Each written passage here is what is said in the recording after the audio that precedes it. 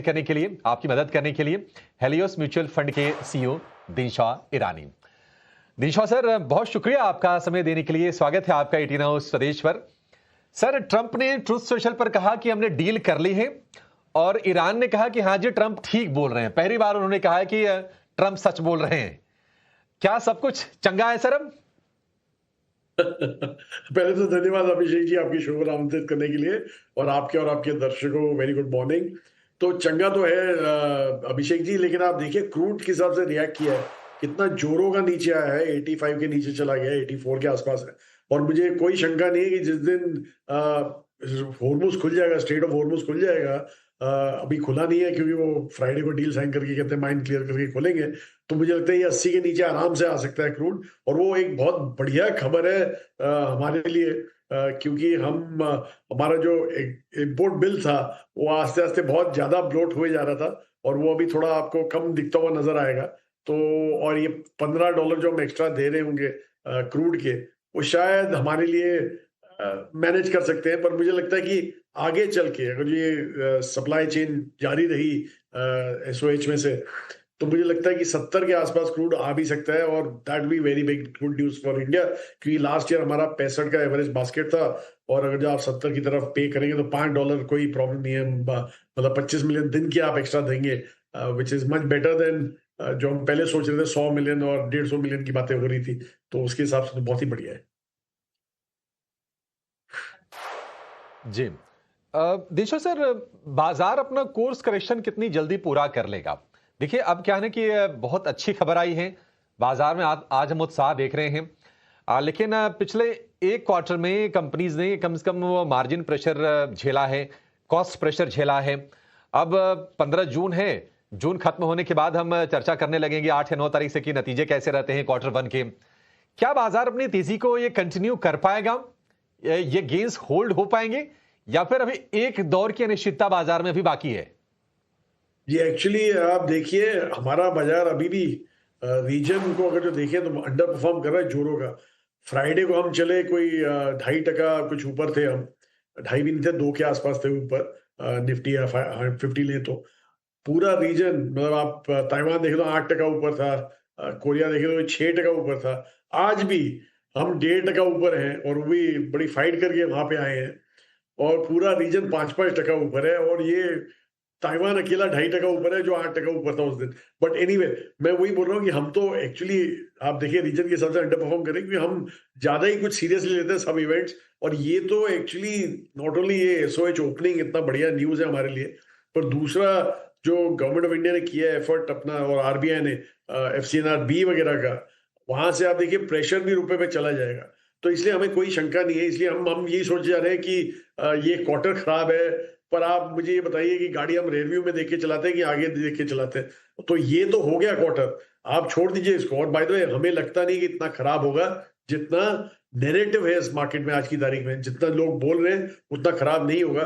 क्योंकि आप कंपनी से बात कीजिए, डिमांड स्लैक ऑफ नहीं हुआ है, और उन्होंने काफी हद तक अपने कॉस्ट जो है वो पास ऑन कर दिए कंज्यूमर को। इसलिए हमारा जो सीपीआई का डेटा आ रहा है वो काफी हाई आता है, क्योंकि ये सब जो इन्फ्लेशन है पास ऑन हो गया कंज्यूमर को। उसके बावजूद डिमांड इतना गिरा नहीं है। तो मुझे लगता है ये क्वार्टर भी जैसे मार्च का क्वार्टर था, सब लोग इतना खराब सोच के बैठे थे, और पॉजिटिवली सरप्राइज किया मार्च के क्वार्टर ने। इनफैक्ट मिड और स्मॉल कैप में तो बहुत ही ज्यादा ग्रोथ रेट देखने को मिली। आप मिड कैप 100 देखें तो कोई 28% का ग्रोथ था वहां पे अर्निंग्स में, और स्मॉल कैप 100 में कोई 41% का ग्रोथ था। तो इतना जोरों का जो ग्रोथ आया है वो ऐसे नहीं आया। ओवरऑल इंडेक्स का ग्रोथ 6% था, निफ्टी 50 का, और निफ्टी 500 का 15% था। फिर भी 15% was a very big appreciation from जो लोग सोच रहे थे। तो मुझे लगता है ये क्वार्टर भी एक पॉजिटिव सरप्राइज वाला क्वार्टर होगा। इसलिए हमें कोई शंका नहीं कि मार्केट में ये जो तेजी है वो बरकरार रहे, वो लगता ही है ऐसा। इतना झोरों का चला है वो तो ठीक है, पर और चलना चाहिए for us to beat the reason.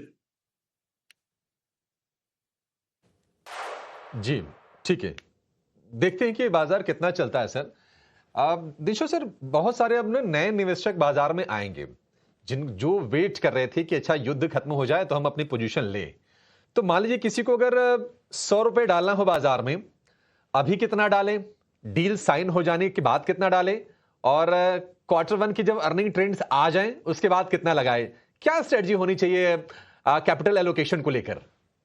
जी, मैं अभी रोड शो पे था और लास्ट वीक ही रोड शो पे था कि हमें लग रहा था डील आने वाली है, तो इसलिए और जिन्होंने भी ये सवाल मुझसे पूछा, मैंने कहा देखिए, या तो आप ट्रम्प जी को ट्रस्ट कीजिए या ना कीजिए। तो जो ट्रस्ट करते हैं तो डील थ्रू है।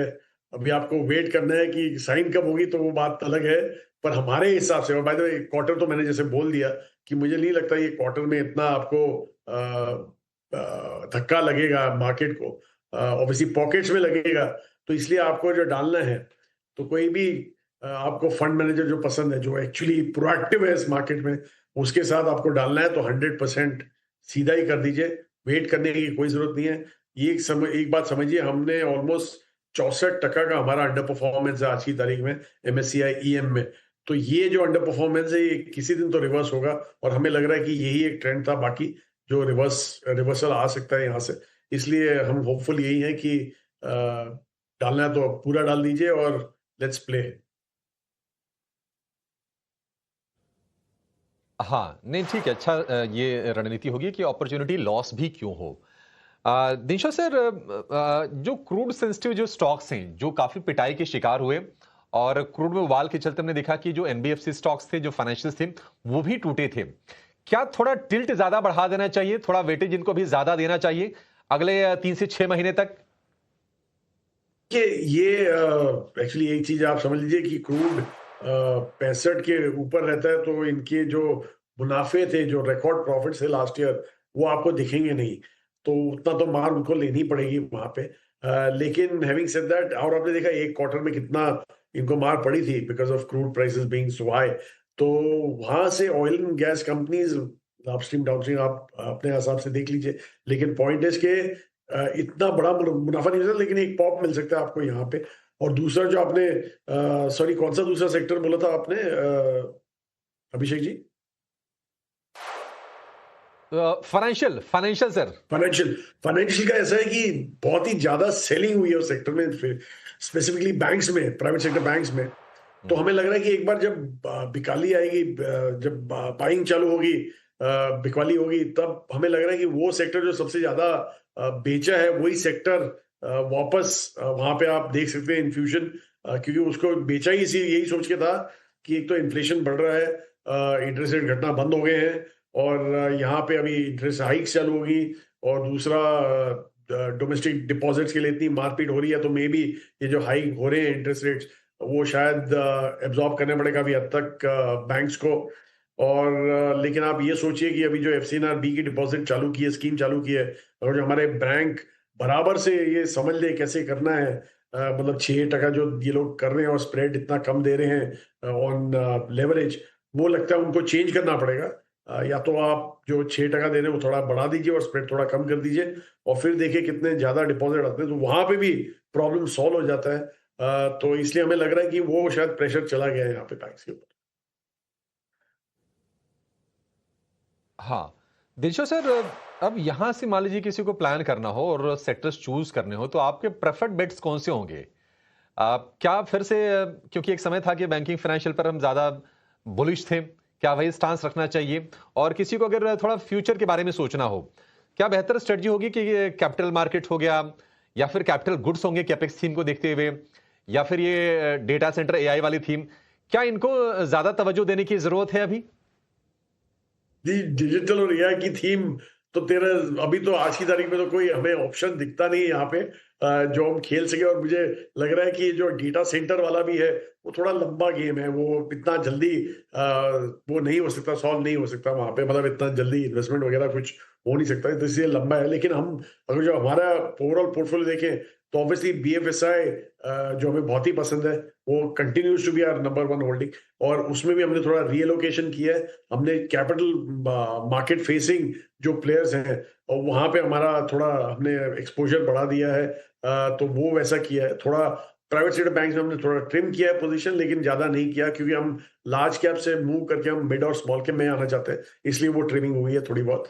तो इसलिए भी मिड कैप स्मॉल कैप भी देखें तो वहां पे फाइनेंशियल सर्विसेज के काफी ऑप्शंस मिलते हैं, और कंजम्पशन स्पेस हमारा continues to be are again, हमारा जो स्ट्रेंथ है वो वहीं पे है। और हमें ऐसे लग रहा है कि जो न्यू एज कंपनीज हैं, काफी आपको ऑप्शंस मिलते हैं स्मॉल कैप कंपनीज में, स्मॉल कैप स्पेस में और मिड कैप स्पेस में। तो हमने वहां पे भी हमारा एक्सपोजर बढ़ाया, न्यू एज कंपनीज। और ये एक ऐसा एरिया है जो हमें लगता है कि इंडिया एक यूनिक जगह पे है, क्योंकि जो जनधन, आधार और मोबाइल का जो ट्रिनिटी हमने फॉर्म किया है, मोबाइल क्योंकि लो डेटा, मतलब ऐसे सस्ते में डेटा देते हैं, तो इसलिए हमें लग रहा है कि वो जो हमने ट्रिनिटी जो फॉर्म किया हुआ है, ये आगे चल के बहुत बढ़िया इंडस्ट्रीज नई नई पैदा होंगी, नई नई कंपनियां पैदा होंगी, इसलिए वहां पे आपको ऑप्शन ज्यादा मिलेगा। और दूसरा, जो आपने पहले एफआई की भी बात की, वो भी अट्रैक्टेड है इस सेक्टर से, इसीलिए आप देखिए वो लोग बैंक से बेच के न्यू एज कंपनीज ही बाय करते हैं नॉर्मली, अगर जो आप एफआई का मूवमेंट देखें तो। दिनशो सर, ये फाइज के बारे में सर क्या व्यू है आपका? ये कब लौटेंगे? सरकार ने थोड़ा, हमने देखा है कि बॉन्ड में कैपिटल गेन्स पर और इंटरेस्ट इनकम पर थोड़ी राहत दी है टैक्स को लेकर। उम्मीद है कि शायद इक्विटीज में आगे जाके कुछ हो, पता नहीं कब होगा। एफआईज लौटेंगे इंडिया में या फिर अभी ये वेट लंबा होगा? क्योंकि ये बॉन्ड का गेम अलग है, इक्विटीज का अलग ही है थोड़ा सा। जी देखिए, बॉन्ड का जो टैक्स ब्रेक दिया उन्होंने, और विडोलिंग टैक्स भी हटा दिया और कैपिटल गेन्स भी हटा दिया वहां पे, वो तो एक बहुत बड़ा पॉजिटिव है for inclusion in bond index. हम ऑलरेडी जेपी मॉर्गन इंडेक्स में थे, लेकिन वहां से ज्यादा आया नहीं पैसा, क्योंकि ये सब प्रॉब्लम्स है हमारे। लेकिन I think that will attract money on the debts. FI की अगर जो बात करें, तो दो ही तरीके हैं उनको अट्रैक्ट करने के लिए। एक तो जैसे बॉन्ड में किया आपने, जैसे गवर्नमेंट सिक्योरिटीज में किया है, वो आप इक्विटी में भी कर दें, तो एक तो वो तरीका है। या तो दूसरा तरीका है कि हम आउट परफॉर्मेंस हमारा चालू रखें, जो चालू नहीं, सॉरी, जारी करें, और जोरों का आउट परफॉर्मेंस करें रीजन को। तब जाके आई थिंक एफआई बोलेंगे कि ये तो एक बड़ी स्टोरी बन रही है इंडिया में, और वो तब अट्रैक्ट होंगे। नहीं तो ऐसे अंडर परफॉर्म करते रहेंगे तो किसी को इंटरेस्ट नहीं है, because they are not losing anything by not being in India. तो इसलिए मैं, जो एक मार्केट के महारथी काफी लोग हैं यहाँ पे, जो बोलते हैं ना India has to correct 30-40% before FI come in, वो तो पॉसिबल ही नहीं है। वो अगर जो इंडिया करेक्ट हुआ तो कोई एफआई नहीं आएगा। इंडिया को चलना चाहिए टू अट्रैक्ट एफआई। या तो दूसरा, आप मेक इंडिया अट्रैक्टिव। आप अर्निंग्स ग्रोथ में तो आप अट्रैक्टिव हो ही रहे हैं, लेकिन अगर जो आप टैक्स ब्रेक्स देखिए और वापस बुलाएं, मॉरिटोरियम ले लीजिए। टैक्स ब्रेक मत देना है तो मत दीजिए, एक मॉरिटोरियम ले लीजिए 2 साल का, देखिए आप कैसे पैसे आते हैं इंडिया में। क्योंकि वैरायटी, अभिषेक, इंडिया में ही है। वैरायटी आपको रीजन में नहीं मिलती है। जैसे मैं सबको समझाता हूँ, कोरिया का अर्निंग्स ग्रोथ 72% होगा, भले ये साल इंडिया का 16-17% ग्रोथ है, लेकिन 72% में से आप 2 कंपनियां निकाल दीजिए, सैमसंग एंड एसके हाइनिक्स, एक ग्लेरिंग एग्जांपल है ये तो उनकी ग्रोथ कोई 9-9.5% रह जाती है अर्निंग्स ग्रोथ, और उस पीज कोई 20 के आसपास हो जाते हैं अगर ये 2 कंपनियां हटा दे तो इसलिए मुझे नहीं लगता कि जो वैरायटी चाहिए होगी एफआई की, तो इंडिया का एक्सपोजर लेना ही पड़ेगा उनको। बिल्कुल लेना पड़ेगा सर, और आप बिल्कुल सही कह रहे हैं वैरायटी की बात। मैं भी एक दिन पढ़ रहा था सर कि ताइवान में अकेले जो ताइवान सेमीकंडक्टर की जो कंपनी है टीएसएमसी, उनका अकेले का वेटेज सर 45% का है। मतलब क्या मजाक है सर, ये एक स्टॉक पूरे मार्केट को हिला दे, ढुला दे। लेकिन ये बात बिल्कुल सही ऑब्जर्वेशन है कि हाँ, वैरायटी अगर आपको चाहिए तो इंडिया में आना पड़ेगा, और यहाँ पर वैल्यूएशन वाइज भी चीजें थोड़ी सी वाजिब तो पहले के मुकाबले नजर आ रही हैं। बहुत शुक्रिया दिनशॉ सर, आज इस इंपॉर्टेंट डे पर हमें समय देने के लिए और विस्तार से तमाम मुद्दों पर बातचीत करने के लिए और हमारे दर्शकों की मदद करने के लिए। Thank you so much sir.